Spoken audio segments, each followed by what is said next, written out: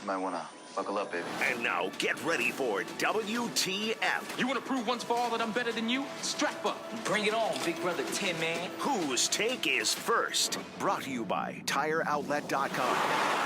Wholesale prices, premium service. All right, put your hands together. Let's exchange a sports concept and rationalization, and let's do it with relative ease today as we visit back with Steve Booty, a.k.a. Beef, and see what he has for us. Thank you. I've heard of him. We get ready for a football weekend unlike any other around here. As always, we encourage the Googans to share their takes on the text line driven by Duval Ford, 641-1010. One lucky Googan today on the text line will win a pair of Clubhouse Grounds tickets for Thursday through Sunday out at the Web.com Tour Championship. That's coming up next week at Atlantic Beach Country Club, and they'll be entered for a chance to win this week's grand prize, which is a pair of tickets to Jags Patriots, complete with admission to the Jaguars tailgate experience. Wow. That gets you food and beverage before the game. Wow. Just don't tell them that the Web.com Tour tickets are free if they log on to Web.com Tour. Well, these are Clubhouse as well. Okay, good. Those are just grounds Just making tickets. sure. Just These are the big boy tickets. Can I give you a before we get into Yes, the hot sports take of the morning, can I get you guys' opinion on a cultural take that I've come up with? Thank you. Oh, boy. You are very cultured. Thank you. Oh, no. Well, there's a trend, and we're guilty of it here, that I'm wondering at some point, what are we doing, okay? And you know what that trend is? It's the word bleep or blank. And I like how we absolve ourselves from saying that is curse word blank by just saying the word blank. At some point, does blank become a cuss word, Dan Hicken? Yes or no? You're bleeping crazy. Why is that any different than just saying the word? I mean, isn't it all the intent? Almost like BS. When someone Kinda. says BS, like you, Yeah. that's also. Are we going to get to a point where indicating. beeping and blanking are out of the rotation? We're no longer allowed to say those because those are the same The as saying the actual word. beep or blank? No, you're snubbed. The word beep or blank. Yeah, you can say that. Yeah, Say it all you want. yeah. No, that is the answer. It is the same, which is the answer. I mean, it might be acceptable, but you're basically saying, what's the difference? This is a freaking joke. Yeah. There you go. Is this what you think about? I do. It's hard. Jeff, this my is like, synapses are sometimes there's a thing on the further internet, Dan. apart. Maybe you've come across these in times. They're called shower thoughts. That was a shower thought. What's that? Is that what that was? That was Yeah. Stuart Smalley. Like a deep thought that occurs to you. That's That, not anything with it. Stuart Smalley. Stuart would- Smalley-esque. Jeff, you're good yeah, enough. no, I'm blanking Doggone good it. enough. Doggone it, I'm- people like you. I'm bleeping smart enough, and dog freaking on it. People like me. There we go. All right, we're done. All Okay. right.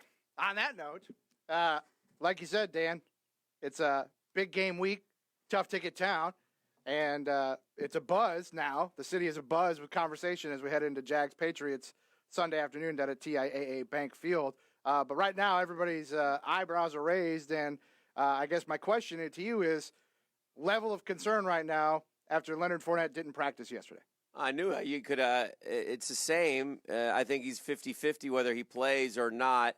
I think he wants to play, obviously. I think everybody wants him to play. There's a little bit of hope that he'll play, but ultimately, if there's any kind of problem, I don't think he will play. We'll talk to Doc Murphy at the bottom of the hour about the hammy, but I could have guaranteed he wasn't going to practice yesterday.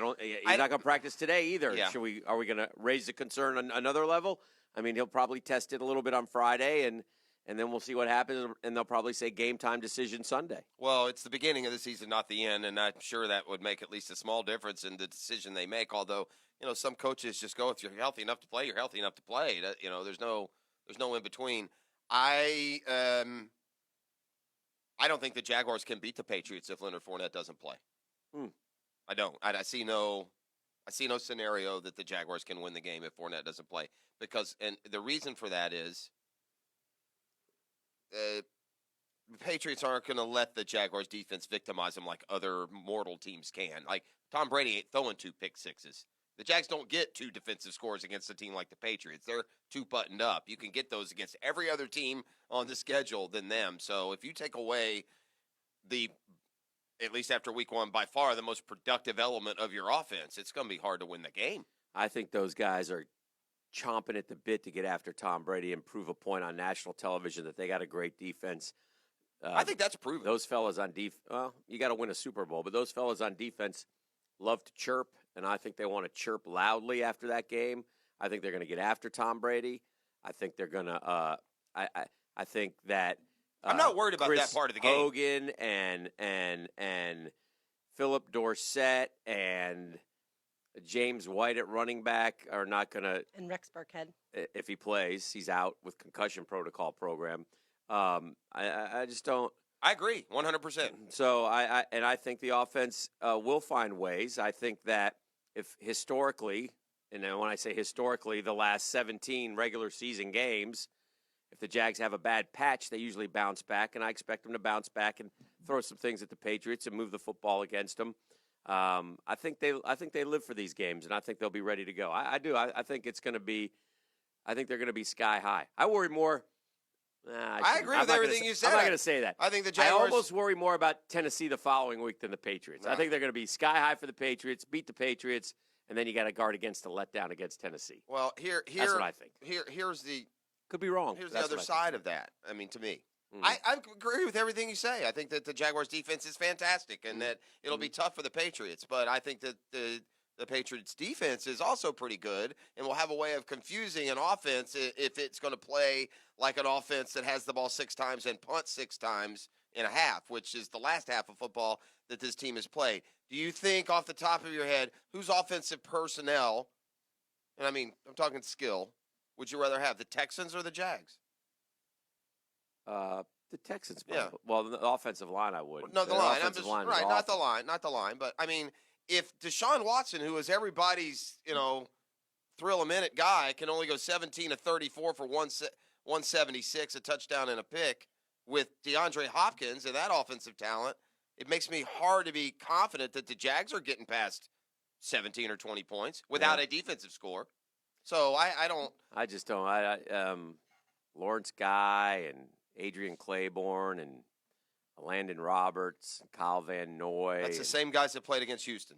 Yeah. Yeah. Eric Rowe and I guess I'm in with Patrick this. Chung and Devin McCourty still at safety. For With those this guys. team as close as they are, that Listen, being New England's a great. the Jags. I mean, you got to show them. You got to prove it. They're 1-11. They had plenty of chances that they could have played or beaten. I mean, they're 0-1.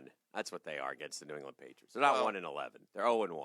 Well, no, there's other games. This If you want to group take is out the 0-1. last few, but there have been plenty of games that mattered. That you're just talking about all this current Against the Patriots. this current group. Yeah.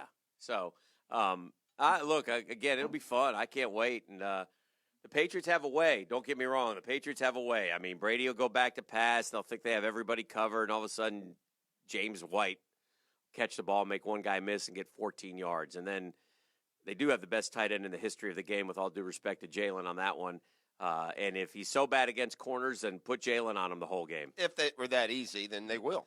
Yeah. If that's the Of course, case. we're going to have to get our guy Doug Marone to maybe watch the tape from the Super Bowl last year and get some tips. I mean, is that guy just – if Doug love Marone weren't that a guy. football coach, he would right now be in a service van going on his next AC repair job. He'd have his thermos. He'd have his – he'd have his little lunch pail with a bologna sandwich in it. Yeah. And he'd give you a good solid 10 hours. And then he'd go home and, eat some Salisbury steak with his beautiful wife, his 2.3 kids, and his picket fence. Mm-hmm. Just Joe Everyman, isn't he?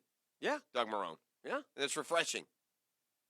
Yeah, he's great. Right? He's It's great. refreshing. I mean, there aren't a lot of coaches I that don't can say cough something when- I like don't- that. I cough and watch, but I remember talking to Tom a lot. He didn't like to watch the Super Bowls either. It's a hard thing, Yeah. especially if you're, a competitive team and you're close. It's even harder, I think. Well, in case So- people don't know what we say, Doug Marone said yesterday in his conference call with the New England media, and they were kind of going along the line of, well, could you even bear to watch the Super Bowl last year after you were so close? And then he unleashed this dizzy that he hasn't watched the Super Bowl since he was 12 years old, and that he just can't, because he's been in the coaching profession and his organization failed to get there. He just can't bear to watch, which surprises me. I wonder which one that is, because he's my age. I think If is they Marone 54. It would be. And I think he's. You would back it to the Raiders Vikings in '77, but Is that that's if he's being precise here. I don't know if he's yeah. precise. Probably He's just not. giving us. He probably watched it in college. He just threw out age Yeah, there's 12. other times you've probably seen it. But His point is, he definitely hadn't watched last year's. Yeah, and he probably doesn't watch. Yeah, probably hadn't watched the last few. But But- can you say you didn't watch the Super Bowl, but you did break down film? He's saying From that the he's Eagles? going to let his other guys break down the film, but I don't know if that's Yeah, accurate I don't know if I either. believe that. Yeah, but back to the original question here of the segment. Yes. Fournette is more important this week than any other regular season week, and not in context of this game is more important. I mean, it is in a way, but in a way, it's just 1 of 16. But I don't think there's any other team on the Jaguars schedule that I'm afraid of, no matter your average injury situation, like I am the New England Patriots. And what happened? Here's what scares me about the Patriots. What scares me about the game, about the Jaguars winning, is the Patriots with an off season to figure out how Blake Bortles was successful in the first half against them. I heard. I think that they'll confuse, and it's going to be a tough day for Bortles. I was listening to. I heard Colin Cowherd yesterday. He doesn't believe in the Jags. He annoyed me a little bit, and so did his little sidekick. Used to be Christine Leahy. Yeah, he's got a new one now. He's got a new one. She's trying to like giggle about. Belichick was talking about Bortles, and he's saying he's a tremendous athlete, and can really run. He said everything, but he's a good quarterback. Yeah, but he said something that sounded like a compliment, but wasn't describing. They a good were like quarterback. poo-pooing They don't watch the Jacksonville Jaguars because if you don't know that Blake Bortles can run the football, then you don't know. But that's not going to help you against New England. Doesn't matter. Here's the quote. You've heard it probably. Have you heard what Belichick said and how he said it? Yeah, I heard they played it. Yeah. So, but their assessment was, Belichick's crazy. That's he's trying to, that Bortles, isn't a scrambler. Well, yeah, he is. He's one of the best. Oh, yeah, that's a great. He's piled up more yards than almost any quarterback in the NFL the last few years. To me, what was funny about the clip, I agree with everything they said. He just didn't say anything that described a franchise quarterback. No, that's fine. He described a tight end or a fullback. Right. He can run. He's hard to bring down. He can, he wasn't giving you quarterback traits. He was giving you, like fullback, from that standpoint. So that's he what never said one thing about throwing the football. No, not one. Oh, I love his leadership. I love his intangibles. I love his, in the pocket. He keeps his calm. He's very accurate. Nothing like that. Oh, he can run. He's very hard to break down. He's hard to tackle. He's a little disrespectful. I mean, a little disrespectful. He said it like it was a compliment, but what he was actually saying wasn't complimentary of a quarterback at all. It was like, well, he doesn't do much, but he can do this. It's kind of how I interpret. Play it for the listening audience, Beef. This is what Bill Belichick had to say yesterday about Blake Bortles. He's good, yeah. He runs well. He's a big, strong kid. He's hard to bring down. He can extend plays. So just similar to a quarterback that we've seen really the last 3 weeks. Not counting the Giants game, but we've seen this 3 weeks in a row with players that have that type of skill. And, he's definitely in that category. I mean, so it wasn't exactly I'm voting for him for the Pro Bowl. Yeah. Anyway, all right. He's run for 1,452 yards in his career. Bortles has. And if you go look at the all-time, Cam will be the greatest of all time when all is said and done, I think. Isn't he? Is he already? I think he already has, yeah. Yeah. Cam Newton has a chance to be like a top 20 all-time rusher. All positions. Yes. So he'll be the best of all time. No, but Bortles is definitely he's not just a loser. He does run downfield, so he can do that. So if they're poo-pooing that, then they don't know anything about the Jags. They were poo-pooing him, talking about him being a running. No, I'm much more poo-pooing that as like a complimentary statement. That wasn't. If Cam's number one yet or not. Who would be ahead of him? Randall? Vic. Does Vic have ahead of him? Vic's like 6,000. Missed so many games. That's amazing. I think. This is now what you said is true, but at the end of the day, there's Cam's got a ways to go. He does to catch Randall Cunningham. Vic Cunningham. He may have passed Steve Young because this is from November last year. I can't though. Youngest to reach 4,000. As I sit here, I mean, the list of running quarterbacks to win a Super Bowl is a very, very short list. Yeah, and Steve Young. But still, it's Steve Young who is a running quarterback with the highest all-time passer rating. So it's the same with Russell Wilson. They can run, but they've proven that they're great passers as well. All right, we got a long injury list.